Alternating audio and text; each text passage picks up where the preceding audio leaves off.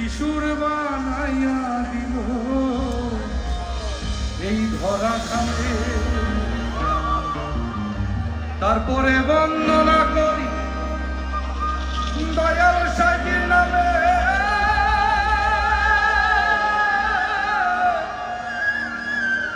ওরে বাউলায় আছে বাউলা রবে শহরগঞ্জ গ্রামে।